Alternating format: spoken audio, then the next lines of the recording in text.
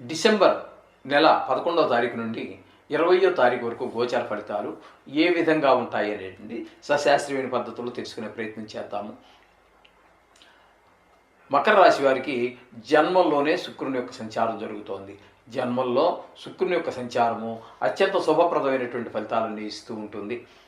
ఇక్కడ ఆరోగ్యం బాగుండటము, మంచి ప్రవర్తన, మీకున్నటువంటి లలిత కళల్లో పేరు ప్రఖ్యాతులు రావటము, అలాగే షేర్ మార్కెట్లో పెట్టుబడి పెట్టేటటువంటి వారికి లాభాలు రావటము, అలాగే మీరు ఇందులో పెట్టుబడి పెట్టినా ఒకవేళ మన రియల్ ఎస్టేట్లో పెట్టుబడి పెట్టారు అయినప్పటికీ కూడా ఆయన సంబంధం లేకపోయినప్పటికీ కూడా మీకు ధనస్థానంలో జన్మంలో ఉన్నారు కాబట్టి ఆయన అనుకూలమైన ఫలితాలు ఇస్తూ ఉన్నారు కాబట్టి మీరు ఎందులో పెట్టుబడి పెట్టినప్పటికీ రియల్ ఎస్టేట్ అని ప్రత్యేకించి చెప్పాల్సిన పని లేదని ఏ రంగంలో మీరు పెట్టుబడి పెట్టినా వాటికి తగిన ప్రతిఫలం మీకు లభిస్తుంది. సో ఇక్కడ అట్లాగే కుటుంబంలో కూడా మంచి వాతావరణం ఉంటుంది, ఆరోగ్యం బాగుంటుంది, భార్యతో అన్యోన్యత పెరుగుతుంది.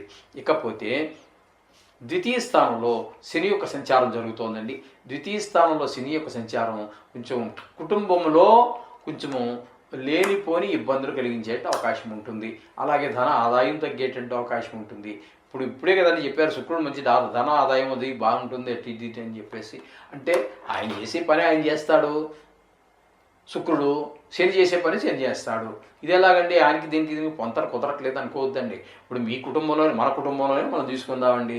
నేను సంపాదిస్తాను, నా భార్య ఆవిడే ఖర్చు పెడుతుంది, మా పిల్లలు ఖర్చు పెడుతూ ఉన్నారు, ఎవరు చేసే పని వాళ్ళు చేస్తూ ఉన్నారు. మా అమ్మాయి మళ్ళీ ఉద్యోగం చేస్తుంది, ఆమె సంపాదిస్తుంది, ఆమె సంపాదించింది ఖర్చు పెడతాము, వాళ్ళ పిల్లలు ఖర్చు పెడతారు, వాళ్ళు ఆయన ఖర్చు పెడతాడు.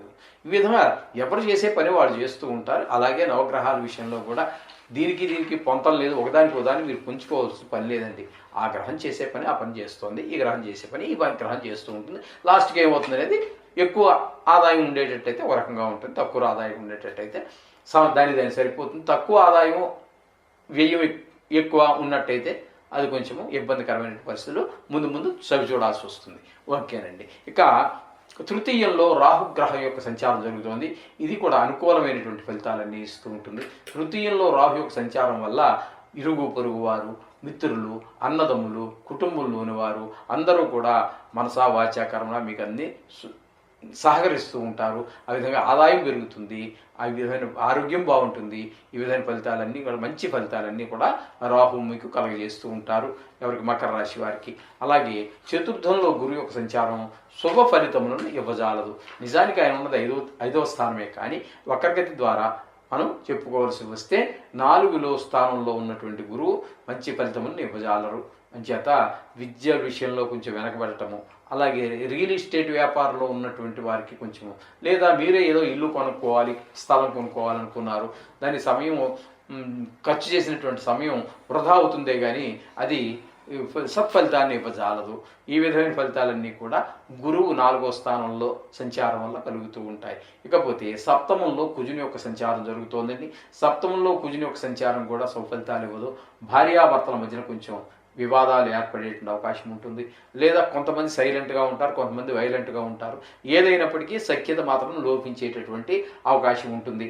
అలాగే కొంచెము వాళ్ళిద్దరి మధ్యన అంత అనుకూలత లేకపోవటం వల్ల ఆ భార్యాభర్తల యొక్క అనుబంధాన్ని ఆస్వాదించలేకపోతారు.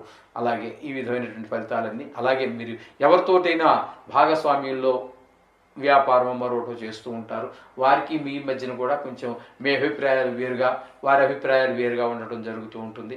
ఈ విధమైన సప్తమ స్థాన కుజుని యొక్క సంచారం.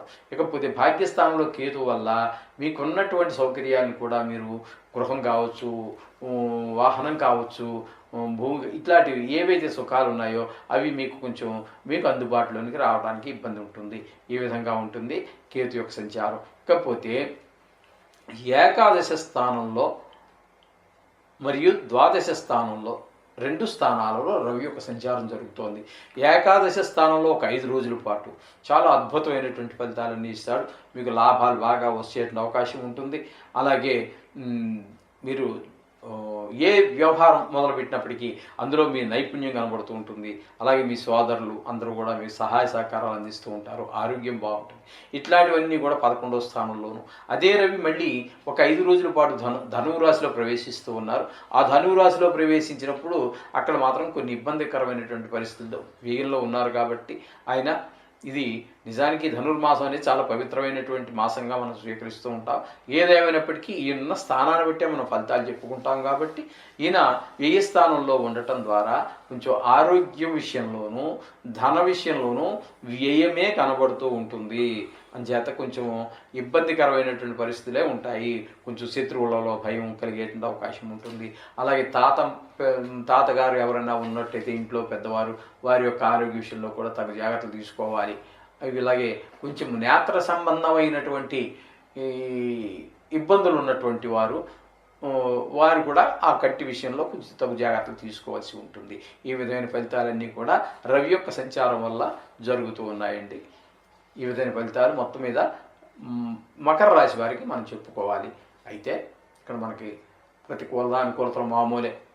తద్వారా నవగ్రహాలకు సంబంధించినటువంటిది మీకు కావాలి అనుకుంటే మేము నెక్స్ట్ చెయ్యబోయేటటువంటి వీడియోలో ఆ బీజాక్షరాలు కావాలన్న వారికి బీజాక్షరాలు, లేదు వేద మంత్రాలు వద్దులండి, అందరికీ అది యోగ్యతగా చెప్పలేదు పెద్దలను కాదని మనం ముందుకు వెళ్ళటం మంచిది కాదు. ఆ శ్లోకాలు అవి మనం స్క్రీన్ మీద డిస్ప్లే చేద్దాము తప్పకుండా. అవి మీకు అనుకూలంత కోసం కొంతమంది అడిగారు, మాకు అవన్నీ మరి పలకవేమోనండి, మరి ఏంటంటే ఒకసారి మీరు పెడితే బాగుంటుంది కదా అని అన్నారు. మీకు మంచి పంచాంగంలో వాటిలో దొరకచ్చు, కాదని కాదు. కానీ మన ఛానల్ చూస్తున్నటువంటి మీ అందరికీ కూడా మీకు ఉపయోగకరంగా ఉంటుందని ఆ శ్లోకాలు అవి నేను పెట్టడం జరుగుతుంది. బీజాక్షరాలు కూడా పెడతాము. ఇంకా ముందు ఇంకా మళ్ళీ కొన్ని విషయాలు, కొత్త విషయాలు పెడదాము.